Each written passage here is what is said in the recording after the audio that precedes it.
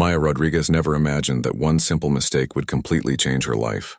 But that morning, as she juggled a million things at once, she was about to make an error that would turn her world upside down. It was 7:30 in the morning, and Maya's small apartment was already in complete chaos. Her 4-year-old daughter, Sophie, was refusing to eat her breakfast and instead was building a tower with her cereal pieces. The toast was burning in the toaster. Maya's work bag was still unpacked from yesterday, and to top it all off, she couldn't find her daughter's favorite pink sweater anywhere. "Sweetie, please just eat 3 more bites," Maya pleaded while frantically searching through the laundry basket. She was already running 15 minutes late for work, and her boss at the marketing department had been watching her closely lately. Being a single mom meant she couldn't afford to mess up at work. Not now. Not ever. Her phone started ringing somewhere in the chaos. Maya spotted it on the kitchen counter, half buried under Sophie's coloring books. Without even glancing at the screen, she grabbed it and wedged it between her shoulder and ear while continuing to search for that sweater. "Thank goodness you called," Maya said in a rushed voice. "Listen, I know we were supposed to talk about next week, but I really need to tell you something important." She assumed it was her younger sister, Lisa, who usually called around this time to coordinate babysitting schedules. "Yes, I got the ultrasound results yesterday afternoon," Maya continued, finally spotting the pink sweater under the couch. She pulled it out triumphantly. "The doctor says everything looks absolutely perfect. 12 weeks along and the baby is developing right on track. Can you believe it? I'm going to have another little one running around here soon." There was a long, awkward silence on the other end of the line. Maya froze, the sweater still in her hand. That silence felt wrong. Her sister would have been squealing with excitement by now, asking 100 questions about the pregnancy. Then a deep, unmistakably male voice spoke. "I apologize, but I think there's been some confusion here. This is Alexander Chen." Maya's stomach dropped to her feet. Alexander Chen. As in Alexander Chen, the CEO of Westside Industries. As in her ultimate boss. The man who ran the entire company from his corner office on the 20th floor. The man she had only ever seen during quarterly company meetings when he addressed all 500 employees at once. Her face went completely white, then burning red within seconds. "Oh my God," she whispered, her hand flying to cover her mouth. "Oh my God, Mr. Chen, I'm so sorry. I thought you were. I didn't look at the screen. It's quite all right." His voice was calm, almost amused. Wrong number situations happen to everyone. But Maya was already spiraling into panic mode. "I'm so embarrassed. Please, I didn't mean to share all that personal information. I really thought I was talking to my sister. I would never just randomly tell my company's CEO about my pregnancy. That would be so inappropriate and unprofessional and—" "Ms. Rodriguez," he interrupted gently. "Truly, it's fine. These things happen. I was actually trying to reach Jennifer Park in HR about the quarterly reports, but it seems I dialed incorrectly." Maya wanted the floor to open up and swallow her whole. Here she was, a relatively low-level marketing coordinator, having just told the CEO of her company about her pregnancy. A pregnancy she hadn't even informed her direct supervisor about yet. A pregnancy she'd been terrified to mention at work because single moms who get pregnant again aren't exactly celebrated in corporate environments. "I should let you go," Alexander said after another awkward pause. "I apologize for the confusion." "Yes, of course. Again, I'm so sorry, Mr. Chen. Have a good day." Maya ended the call and immediately collapsed onto her couch, the phone clutched in her trembling hand. "Mommy, why is your face all red?" Sophie asked innocently, cereal milk dripping from her spoon. "Mommy just made a big mistake, baby," Maya said, covering her face with her hands. How could she have been so careless? In her 4 years at Westside Industries, she'd worked hard to maintain a professional image despite the challenges of single parenthood. She never complained when she had to stay late. She never asked for special treatment when Sophie was sick, and she had to juggle childcare. She just pushed through, determined to prove that being a single mom didn't make her any less capable or dedicated. And now, in one careless moment, she'd overshared the most personal information possible with the one person in the company whose opinion mattered most. The rest of the morning passed in a blur. Maya got Sophie dressed, dropped her off at daycare, and drove to work in a daze. She kept replaying the phone conversation in her mind, cringing at every detail. What must he think of her? Did he now see her as that irresponsible single mom who couldn't even check her phone screen before answering? Would this somehow affect her job? When she finally sat down at her desk in the marketing department on the 8th floor, her closest work friend, Rachel, immediately noticed something was wrong. "You look like you've seen a ghost," Rachel said, rolling her chair over to Maya's cubicle. "What happened?" Maya glanced around to make sure no one else was listening, then whispered the entire mortifying story. Rachel's eyes grew wider with each detail. "Wait, you told Alexander Chen himself that you're pregnant? The Alexander Chen?" Rachel looked like she couldn't decide whether to laugh or gasp in sympathy. "I didn't mean to," Maya groaned. "I thought it was Lisa. The call just came through and I was so distracted with Sophie and the morning chaos. I didn't even look at who was calling." "Well, what did he say?" "He was actually pretty nice about it," Maya admitted. "He didn't sound angry or anything, just confused at first, then kind of understanding." Rachel leaned back in her chair thinking, "You know, I've heard he's actually a decent guy. My friend in the executive floor says he's demanding but fair. Maybe it won't be as bad as you think."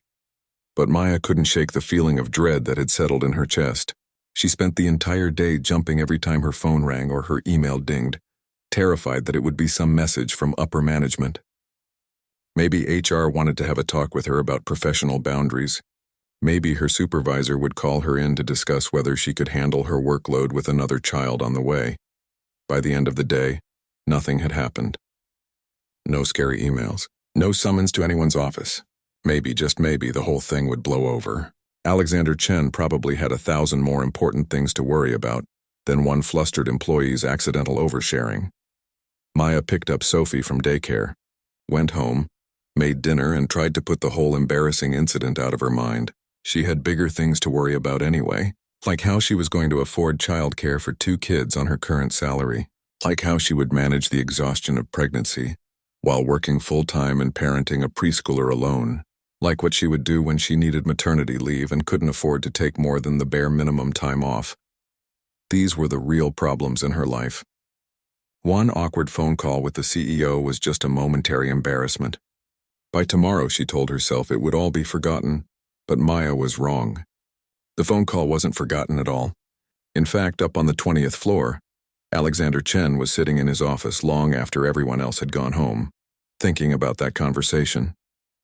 Thinking about the stressed, rushed voice of the young woman who thought she was talking to her sister. Thinking about what it meant that she was 12 weeks pregnant and hadn't told anyone at work yet. And he was making a decision that would change everything. 2 days had passed since the phone incident, and Maya was finally starting to breathe normally again. She'd convinced herself that Alexander Chen had probably forgotten all about their awkward conversation. After all, the man ran a company with hundreds of employees and dealt with million-dollar decisions every single day. Why would he remember one flustered marketing coordinator's pregnancy announcement? She was working on a campaign proposal at her desk, lost in thoughts about color schemes and target demographics. When her email notification pinged, Maya glanced at the screen and her heart stopped.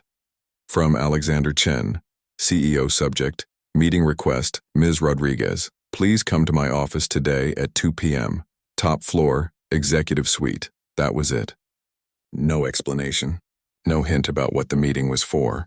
Just a simple, terrifying summons to the top floor where Maya had never set foot in her entire 4 years at the company. Her hands started shaking so badly she had to put down her coffee mug. Rachel noticed immediately and wheeled over.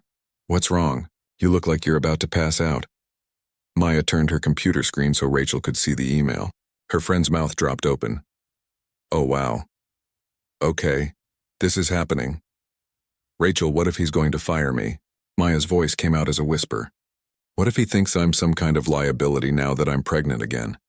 Single mom with 2 kids, probably going to need more sick days, more flexibility. What if they want me gone?" "Stop it. You're spiraling." Rachel grabbed her hand. "You don't know what this is about. Maybe it's something completely unrelated to the phone call." But Maya couldn't think of a single reason why the CEO of the entire company would want to meet with her personally. In big corporations like this, people at her level never interacted with the top executives. There were layers and layers of management between them for a reason. The next few hours crawled by like torture. Maya tried to focus on work but kept watching the clock. 1:30. 1:45. At 1:50, she stood up on shaky legs and headed to the bathroom to check her appearance. She looked tired, which wasn't surprising given that pregnancy exhaustion had hit her hard this week. She tried to smooth down her hair and straighten her blazer, which was getting a bit tight around her growing belly. At exactly 2 p.m., Maya stepped out of the elevator onto the 20th floor. The executive level was like entering a different world. Everything was sleek and modern, with floor-to-ceiling windows offering stunning views of the city. Expensive artwork hung on the walls. The carpet was so thick her shoes sank into it. A polished receptionist smiled at her. "You must be Maya Rodriguez. Mr. Chen is expecting you." Last door on the right. Maya's legs felt like jelly as she walked down the hallway. She reached the massive wooden door with a gold nameplate reading, Alexander Chen, CEO, and knocked softly. "Come in." His voice called from inside. Maya pushed open the door and stepped into the most impressive office she'd ever seen. The entire back wall was glass, overlooking the city skyline. Alexander Chen stood by those windows, his back to her, hands in his pockets. He was tall, probably in his late 30s, wearing an impeccably tailored navy suit. When he turned around, his expression was unreadable. "Ms. Rodriguez, thank you for coming. Please have a seat." He gestured to the comfortable chairs arranged near his desk. Maya sat down, gripping her hands together in her lap to stop them from shaking. "Of course, Mr. Chen. Though I have to admit, I'm a bit confused about why I'm here." He walked over and sat in the chair across from her rather than behind his desk, which somehow made the situation feel even more intense. He studied her face for a moment, and Maya felt like he could see right through her professional mask to all her fears and struggles underneath. "I want to apologize first," he said, which was absolutely not what Maya expected to hear. "That phone call the other day has been on my mind, and I realized I should have handled it differently. I should have immediately ended the call when I realized you thought I was someone else rather than letting you continue talking." No, that was completely my fault," Maya said quickly. "I should have checked who was calling before answering. That was unprofessional of me." "Perhaps," he acknowledged, "but what happened afterward was my doing. I had HR pull your employee file." Maya's blood ran cold. So this was it. He'd looked into her background and decided she was too much of a risk to keep around. Alexander must have seen the fear in her eyes because he held up a hand. "Please let me finish. What I saw concerned me, and not for the reasons you're probably thinking. Maya, you've been with this company for 4 years. In that time, you've worked consistent overtime, you've never taken a single sick day, and you've barely used any of your vacation time. You're listed as a single parent with 1 dependent, and according to our benefit system, you've been declining the better health insurance options despite the fact that you're pregnant." Maya didn't know what to say. Having all of this laid out so plainly made her feel exposed and vulnerable. "I need to ask you something, and I want you to be honest with me," Alexander continued, leaning forward slightly. "Are you trying to handle this pregnancy completely alone? Are you afraid to use your benefits or take time off because you think it will affect your position here?" The directness of the question caught Maya completely off guard. She opened her mouth to give some professional, sanitized answer, but what came out instead was the truth. "Yes," she admitted quietly. "I can't afford to look like I'm not pulling my weight. Single mothers already have a reputation for being unreliable, and I've worked so hard to prove that I'm not. I show up early, I stay late, I never complain. Because if I lose this job, I have no safety net. It's just me and Sophie, and soon it'll be me and 2 kids. I can't take the risk of seeming like a liability." Something shifted in Alexander's expression. It almost looked like pain crossed his features. "Can I tell you something personal?" he asked softly. Maya nodded, too surprised to speak. "I grew up watching my mother do exactly what you're doing. My father died when I was 6 years old, and my mom was left to raise me and my younger brother alone. She worked 2 jobs, never complained, never asked for help. She was so proud and so determined to prove she could handle everything by herself." He paused, his jaw tightening. "She worked herself into exhaustion. By the time I was in college, her health was completely destroyed from years of stress and never taking care of herself. She passed away at 53 years old." Maya felt tears prick at her eyes. She hadn't expected this kind of vulnerability from the CEO of a major company. "I'm not telling you this to make you feel sorry for me," Alexander continued. "I'm telling you because I made a promise at my mother's funeral. I promised that if I ever had the means and the power to help people in her situation, I would do it. And here you are, sitting in my office, doing exactly what she did, sacrificing your health and well-being because you're too proud or too scared to ask for help. Mr. Chen, I appreciate your concern, but I really am managing fine, Maya started to say. But he shook his head. Are you? You're 3 months pregnant, working 50-hour weeks, raising a 4-year-old alone, and declining better health care because you're trying to save money. That's not fine, Maya. That's survival mode. And I'm not going to stand by and watch another strong, capable woman destroy herself because she thinks she has to do everything alone. Maya didn't know what to say. Part of her felt defensive, wanting to insist that she had everything under control. But another part of her, the exhausted, scared part that she never let anyone see, wanted to break down and admit how hard everything really was. I have a proposal for you, Alexander said, standing up and walking over to his desk. He picked up a folder and brought it back to her. I want you to become my executive assistant. Maya stared at him like he'd just spoken a foreign language. I'm sorry, what? My current assistant is retiring at the end of the month. The position pays significantly more than your current role, includes the best health benefits package we offer, and has flexible hours. You'd be working directly with me, which I know sounds intimidating, but it would also mean you'd have immediate support if you needed to leave for a doctor's appointment or if your daughter was sick. But I don't have any experience as an executive assistant, Maya protested. I work in marketing, and you're excellent at your job. I've reviewed your work. You're organized, creative, and reliable. Those are exactly the qualities I need. The rest you can learn. He paused. But there's one more component to this offer. I want your help establishing a company-wide program to support working parents. Better parental leave policies, on-site childcare options, flexible schedules. You know firsthand what parents need because you're living it. I want to build something that would have helped my mother. Something that can help people like you. Maya's mind was reeling. This couldn't be real. CEOs didn't just offer random employees promotions and pour their hearts out about their childhood. Things like this didn't happen to people like her. Why? She finally asked. Why are you doing this? Alexander met her eyes directly. Because I can. Because it's the right thing to do. And because watching talented people struggle unnecessarily when I have the power to help feels like dishonoring my mother's memory.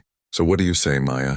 Will you let me help you? And in return, will you help me build something that can help others? Maya looked down at the folder in her hands, then back up at this man who was offering her a lifeline she hadn't even known she desperately needed. She thought about Sophie, about the baby growing inside her, about all the nights she'd stayed up worrying about money and childcare, and whether she could really handle everything alone.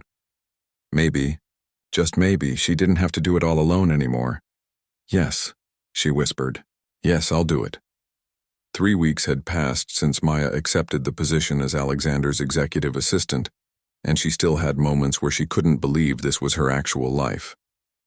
She now worked on the 20th floor with the stunning city views, had her own desk right outside Alexander's office, and was making almost double her previous salary. The health insurance alone was better than anything she'd ever had access to before. But the biggest surprise wasn't the job itself. It was Alexander Chen. The intimidating CEO she'd only seen from a distance turned out to be nothing like she expected. Yes, he was demanding and had incredibly high standards, but he was also thoughtful in ways that caught her off guard. On her 3rd day, he'd noticed her struggling to stay awake during an afternoon meeting and had quietly arranged for a small refrigerator to be placed near her desk, stocked with healthy snacks and drinks specifically recommended for pregnant women. Low blood sugar makes the fatigue worse, he'd said simply when she thanked him. My mother taught me that. He mentioned his mother often, Maya noticed. Always in the context of some lesson she'd taught him or some struggle she'd faced. It was clear that everything he was doing for Maya was somehow connected to the woman who'd raised him alone. This particular morning, Maya was organizing Alexander's schedule for the next quarter when he emerged from his office looking troubled. Maya, do you have a minute? Of course. She followed him back into his office, notepad in hand, expecting some work-related issue. Instead, he gestured for her to sit and close the door, which he rarely did. His expression was serious but concerned, not angry. I got a call from building security this morning, he began. Apparently, you've been arriving at the office at 6:30 a.m. for the past week. Your official start time is 9. What's going on? Maya felt her cheeks flush. She'd hoped no one would notice her early arrivals. I just wanted to get a head start on the day. There's a lot to learn in this position, and I thought, Maya, Alexander's voice was gentle but firm. You're 5 months pregnant. You should be getting as much rest as possible, not working 12-hour days. Talk to me. What's really happening? Maya hesitated, then sighed. There was no point in hiding it. Alexander had a way of seeing through her carefully constructed professional mask. Sophie's daycare doesn't open until 7:30, she admitted. My sister Lisa was helping me with early morning drop-offs, but she just started a new job with an earlier schedule.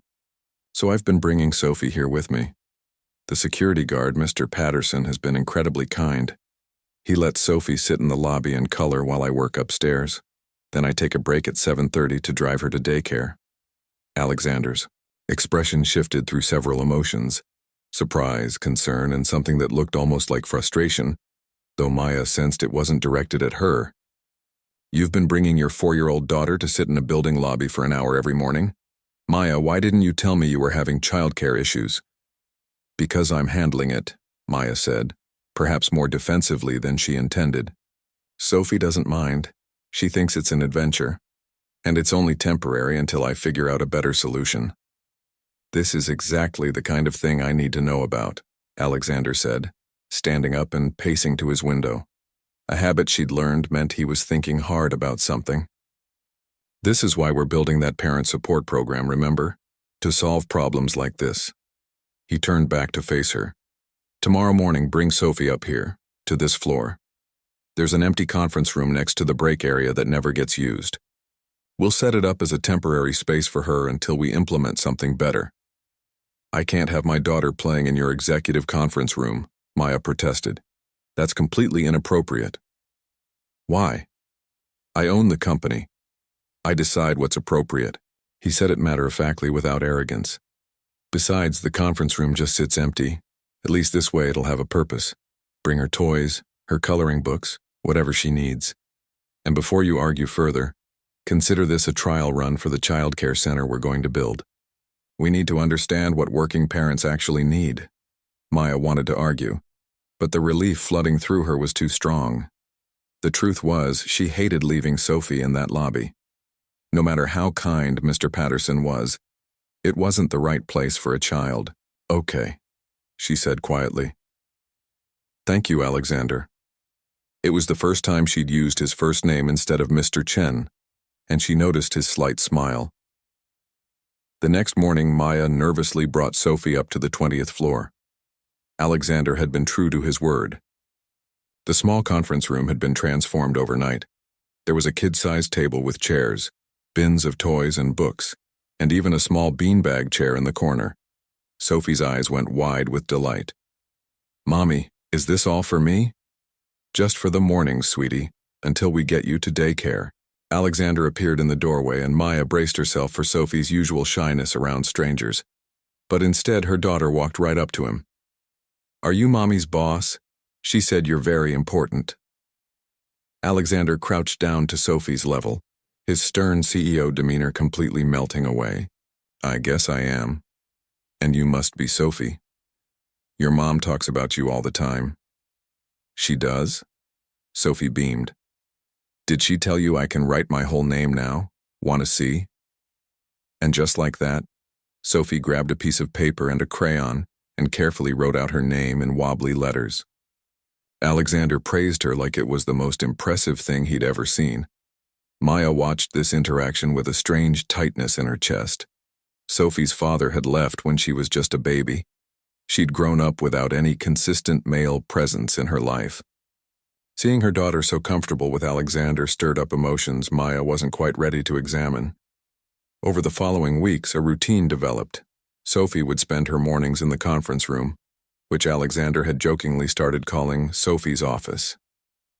He'd stop by sometimes before his meetings, always taking a few minutes to see whatever picture she was coloring or listen to whatever story she wanted to tell. Maya noticed that his assistant team never commented on this arrangement with anything but warmth. It set a tone for the whole floor. Family wasn't separate from work, it was part of life. Maya also noticed how Alexander's presence in her life was shifting from just professional to something harder to define. He remembered that she couldn't stand the smell of coffee anymore and switched to tea when they had morning meetings. He noticed when she was tired and would quietly rearrange his schedule to give her a lighter afternoon. When she mentioned struggling to find maternity clothes that felt professional, a package from an upscale maternity boutique arrived at her desk the next day with a note that simply said, "Consider it a work uniform allowance." One evening, Maya was working late to finish a presentation for the parent program rollout. Alexander had sent everyone else home but noticed her light still on. He knocked on her doorframe. "Maya, it's almost 7. Go home. I just need 30 more minutes to finish this section. No, you need to pick up Sophie and get off your feet. That presentation can wait until tomorrow." He walked over and gently closed her laptop. "Come on, I'll walk you to your car." As they rode the elevator down together, Alexander asked, "How are you feeling?" "Really?" Maya considered giving her usual, "I'm fine" response, but something about the quiet elevator and his genuine concern made her honest. "Tired. Scared, if I'm being completely truthful. I have about 4 months until the baby comes, and I still haven't figured out how I'm going to manage 2 kids alone. Sophie needs attention, and newborns are so demanding. I keep doing the math on sleep and childcare costs, and it just doesn't add up to anything that feels manageable." Alexander was quiet for a moment. "You know you're not alone in this, right? I meant what I said when I offered you this job. I'm invested in making sure you and your family are okay." "But why?" Maya asked, the question that had been nagging at her for weeks finally coming out. "I understand wanting to honor your mother's memory. I understand building a program for employees. But this, what you're doing for me personally, it's beyond that. Why do you care so much?" The elevator reached the parking garage and the doors opened, but neither of them moved. Alexander looked at her with an expression she couldn't quite read. "Honestly, I'm not entirely sure myself," he admitted. "It started as wanting to help someone in my mother's situation. But somewhere along the way, it became about you specifically, about Sophie, about making sure your story has a different ending than my mother's, and maybe—" He paused, seeming to choose his words carefully. "Maybe it's because watching you be strong and vulnerable at the same time, watching you love your daughter the way you do, it reminds me that good people deserve good things, and you're good people, Maya." Maya felt her breath catch. There was something in the way he was looking at her that made her heart race in a way that had nothing to do with pregnancy hormones.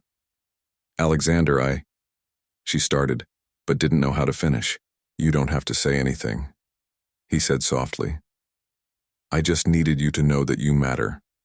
Not as an employee, not as a project, as a person.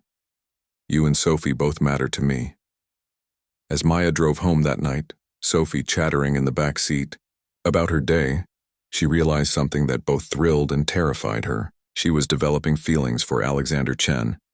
Real feelings that went far beyond gratitude or professional respect. And based on the way he'd looked at her in that elevator, she was pretty sure he was feeling something too. But what did that mean? He was her boss, the CEO of the company. She was his employee, a pregnant single mother with a complicated life. There were so many reasons why anything beyond their current relationship would be complicated, potentially even inappropriate. Yet as she tucked Sophie into bed that night and felt the baby kick inside her, Maya couldn't stop thinking about Alexander's words. "You matter to me." When was the last time someone had said something like that to her? When was the last time she'd felt seen, not just for what she could do, but for who she was? She didn't have answers to any of these questions, but she knew that her life had irrevocably changed the moment she'd answered that wrong phone call, and somehow she suspected the biggest changes were still to come. Maya was 7 months pregnant when everything changed again, though not in the way she expected. She'd been feeling off all morning, a strange tightness in her abdomen that came and went. She tried to ignore it, focusing instead on the presentation she was preparing for the board meeting next week. Alexander was in back-to-back meetings, and she didn't want to bother him with what was probably just normal pregnancy discomfort. But by noon, the discomfort had turned into actual pain. Maya gripped the edge of her desk, breathing through a particularly sharp cramp. When it passed, she picked up her phone to call her doctor's office. "Hi, this is Maya Rodriguez. I'm 28 weeks pregnant and I'm having some concerning symptoms." "Yes, I can hold." She was still on hold when Alexander emerged from his meeting. He took one look at her face and immediately walked over. "What's wrong?" I'm fine, just calling my doctor to check something. But even as she said it, another wave of pain hit her, and she couldn't hide the grimace. Alexander didn't hesitate. He took the phone from her hand, spoke briefly to whoever was on the other end, then hung up. I'm taking you to the hospital. Now don't argue with me. Alexander, I have Sophie. She's in the conference room. I can't just leave her. Rachel from accounting has 2 kids. I'll have her stay with Sophie. Let's go. Within minutes, everything was arranged. Rachel, who'd been Maya's friend from her marketing days, was more than happy to watch Sophie. Alexander had his arm around Maya's waist, supporting her as they headed to the elevator. The drive to the hospital was tense. Alexander kept glancing over at her, his jaw tight with worry. Maya tried to stay calm, but fear was creeping in. It was too early. The baby wasn't supposed to come for 2 more months. Tell me about Sophie, Alexander said suddenly. How did you pick her name? Maya understood what he was doing, trying to distract her from the fear. She appreciated it more than she could say. It was actually the only thing her father and I agreed on, she said softly. He wanted something classic and simple. I wanted something that meant wisdom. Sophie means wisdom in Greek. We thought we were giving her this strong, meaningful name. She paused. Then he left 6 months later, and I realized wisdom doesn't protect you from making terrible choices in who you trust. His loss, Alexander said firmly. That little girl is incredible, and she's incredible because of you, not despite him being gone. At the hospital, things moved quickly. The doctor examined Maya and her expression grew serious. You're showing signs of preterm labor. The contractions aren't regular yet, but your cervix is beginning to dilate. We need to stop this before it progresses. The words hit Maya like a physical blow. But the baby isn't ready. It's too soon, I know, sweetheart. That's why we're going to do everything we can to keep you pregnant for at least a few more weeks. I'm admitting you and putting you on medication to stop the contractions. You'll need to stay here for observation, and then when you go home, it'll be on strict bed rest. Bed rest? For how long? Until the baby comes. No work, minimal activity. Your only job is to stay pregnant as long as possible. Maya felt tears sliding down her cheeks. Bed rest meant no income if she couldn't work. It meant no way to take care of Sophie. It meant losing everything she'd worked so hard to build. Alexander, who'd been standing quietly in the corner, stepped forward. Doctor, can you give us a moment? When they were alone, he pulled a chair close to Maya's bed and took her hand. I know what you're thinking, and I need you to stop. You don't understand. I can't afford to not work. The medical bills alone are going to bury me. And if I'm on bed rest, who's going to take care of Sophie? My sister works full-time. I don't have family who can help. You have me. Alexander interrupted quietly. Maya, you're not hearing what I'm saying. You have me. We're going to figure this out.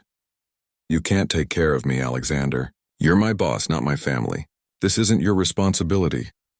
Something flashed across his face, an emotion too complex for Maya to read in her current state.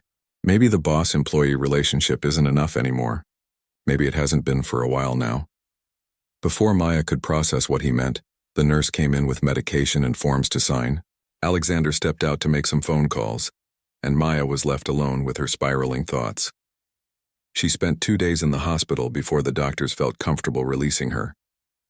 The contractions had stopped and the baby seemed stable, but the orders were clear. Complete bed rest until at least 34 weeks, possibly longer. When Alexander came to pick her up, Maya expected to have an awkward conversation about taking leave from work. Instead, he helped her into his car and said, We're making a stop before I take you home. Alexander, I really just want to go home and see Sophie. We will, but first I need you to see something. He drove to an address in a nice neighborhood Maya didn't recognize. When he pulled up in front of a beautiful 2-story house with a small garden in front, she looked at him in confusion. What is this? It's a company property. We use it sometimes for visiting executives, but it's been sitting empty for months. He turned to face her. Maya, I've seen your apartment. It's a 1-bedroom where you and Sophie share a room, and it's up 3 flights of stairs with no elevator. You can't be climbing those stairs while on bed rest, and there's no space for anyone to come help you. This house has 3 bedrooms, a full kitchen, and it's all on 1 level. I want you to stay here. I can't accept this, Maya said immediately. Alexander, this is too much. You've already done so much, and I can't keep taking and taking from you without giving anything back. You think you haven't given me anything? His voice was intense. Maya, before you came into my life, I was going through the motions. Building a company, making money, but not really living. You and Sophie, you've reminded me what actually matters. The work we've done together on the parent support program. It's going to change lives. You did that. And beyond the work, you've let me be part of something real. Do you know how rare that is? Alexander, please, he said softly. Please let me do this. Not because you owe me anything, but because I care about you. Both of you. All three of you. He added, glancing at her belly. Maya felt fresh tears coming. Why are you doing all of this? And don't say it's because of your mother. This is more than that now. Alexander was quiet for a long moment. When he spoke, his voice was raw with honesty. Because somewhere between that first phone call and now, I fell in love with you. With your strength, your dedication, the way you love your daughter, the way you never give up even when everything feels impossible. I know the timing is terrible. I know this complicates everything. But I can't keep pretending what I feel is just professional concern or some kind of charitable impulse. It's not. It's love. Maya couldn't breathe. She'd sensed something growing between them. But hearing him say it out loud made it real in a way that was both thrilling and terrifying. I'm pregnant with another man's baby. She whispered. I'm a mess. My life is complicated and chaotic, and I don't have anything together. Why would you want this? Because love isn't about timing or convenience or someone having their life perfectly figured out. It's about seeing someone for who they really are and choosing them anyway. I see you, Maya, all of you, and I'm choosing you. The words broke something open inside her, all the walls she'd built to protect herself, all the independence she'd clung to so fiercely, suddenly felt less important than the truth sitting in front of her. She was tired of doing everything alone. And more than that, she'd fallen for him too, even though she'd been afraid to admit it. I'm scared, she admitted. I'm scared to need you. I'm scared to let Sophie get attached to you. I'm scared that this is all going to fall apart and we'll be alone again. I can't promise that nothing will ever go wrong, Alexander said, reaching over to wipe a tear from her cheek. But I can promise that I'm not going anywhere. I'm in this, Maya, for the long haul. For you, for Sophie, and for this baby who's determined to arrive early. Maya laughed through her tears. You're crazy. You know that, right? Taking on a pregnant woman and her 4-year-old daughter. Probably, he agreed with a small smile. But it's the best kind of crazy. They sat in the car for a few more minutes, hands intertwined, both processing the enormity of what had just been said. Finally, Maya spoke again. Okay, I'll stay in the house, but only because it actually makes sense for bed rest. Not because I'm accepting charity. Whatever helps you feel comfortable with it, Alexander said, and she could hear the relief in his voice. And Alexander, I love you too. I've been fighting it because it seemed impossible, but I do. I love you. His smile was like the sun breaking through clouds. That's all I needed to hear. Later that day, Alexander helped Maya get settled into the house. Her sister brought Sophie over, and the little girl ran through the rooms with pure joy, claiming the bedroom with the window seat as her own. Rachel had packed up their essential belongings from the apartment, and within hours, the house felt less like a temporary solution and more like a home. That evening, after Sophie was asleep in her new room, Maya and Alexander sat together on the couch. He'd insisted on staying to make sure she had everything she needed, but they both knew he was staying for reasons that had nothing to do with logistics. What happens now? Maya asked, her head resting on his shoulder. With work, I mean, and with us. This changes everything. It does, Alexander agreed, and we'll figure it out. Maybe I step back from some of my CEO duties and let the board take on more responsibility. Maybe we bring in someone to handle day-to-day operations while I focus on the initiatives that matter most. The important thing is that we do this right, without compromising your position or making you feel uncomfortable. People are going to talk, Maya said. The CEO and his assistant falling in love, it's like something out of a movie. Let them talk. I stopped caring what people thought about my personal life a long time ago. He pressed a kiss to her forehead. All I care about is you being healthy, this baby staying put for a few more weeks, and making sure Sophie knows she's loved. Everything else is just noise. Maya closed her eyes, feeling safe and supported in a way she hadn't felt in years. The road ahead was still uncertain, but for the first time since her ex-husband left, she wasn't facing it alone. She had Alexander, and that changed everything.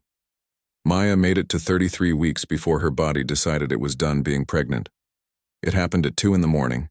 She woke up to unmistakable contractions, stronger and more regular than the ones that had landed her in the hospital before. She reached for her phone on the nightstand, hands shaking as she dialed Alexander's number.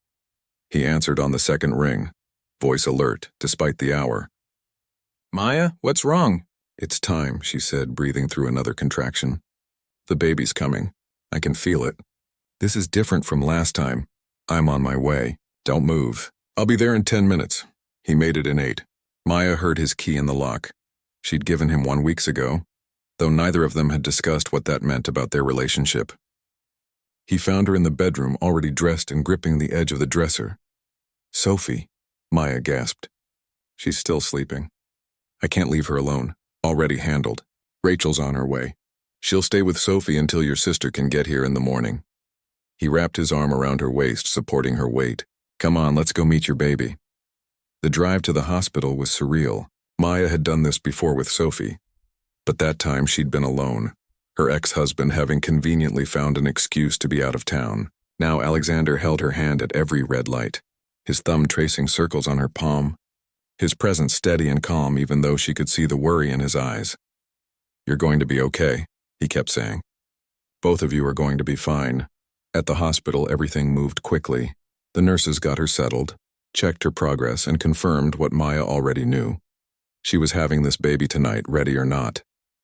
At 33 weeks, the baby would need some extra help, but the doctors were optimistic. "Do you want me to stay?" Alexander asked as the nurses prepared her for delivery. "I can wait outside if you'd prefer privacy." Maya gripped his hand tighter. "Stay, please stay," so he did. He stayed through every contraction, every push, every moment of pain and fear and exhaustion. He wiped her forehead with a cool cloth, whispered encouragement when she was sure she couldn't do it anymore, and never once made her feel like he was anything other than exactly where he wanted to be. At 4:37 in the morning, Maya's daughter was born. Tiny but fierce, she came into the world crying with remarkable strength for someone who decided to arrive 7 weeks early. "She's beautiful," the doctor said, placing the baby on Maya's chest for just a moment before the NICU team had to take her for evaluation. "You did amazing, Maya." Maya only got a glimpse, tiny fingers, dark hair, a face scrunched up in protest at this whole being born thing, before they whisked her away. The loss of that warm weight on her chest made her want to cry, but she knew the baby needed specialized care. Alexander leaned down and kissed Maya's forehead. "She's perfect, just like her mom, just like her big sister. Did you see how small she was?" Maya's voice cracked. "Alexander, she's so small. She's a fighter. Anyone who comes from you would be." He squeezed her hand. "The doctor said you can see her in a couple of hours once they get her stabilized. Try to rest," but Maya couldn't rest. Even as exhaustion pulled at her, worry kept her awake. Finally, Alexander climbed carefully onto the hospital bed beside her, wrapping his arms around her. "I've got you," he murmured. "You're not alone in this. I'm right here." For the first time in hours, Maya let herself relax. Within minutes, she was asleep. When she woke a few hours later, Alexander was gone, but there was a note on the bedside table. "Went to check on the baby and bring Sophie to meet her sister. Back soon. I love you." Those last 3 words still made her heart skip a beat. True to his word, Alexander returned an hour later with Sophie, who was practically vibrating with excitement. "Mommy, Mr. Alex says I have a baby sister. Can I see her?" "Is she tiny? What's her name?" Maya laughed, pulling her oldest daughter into a careful hug.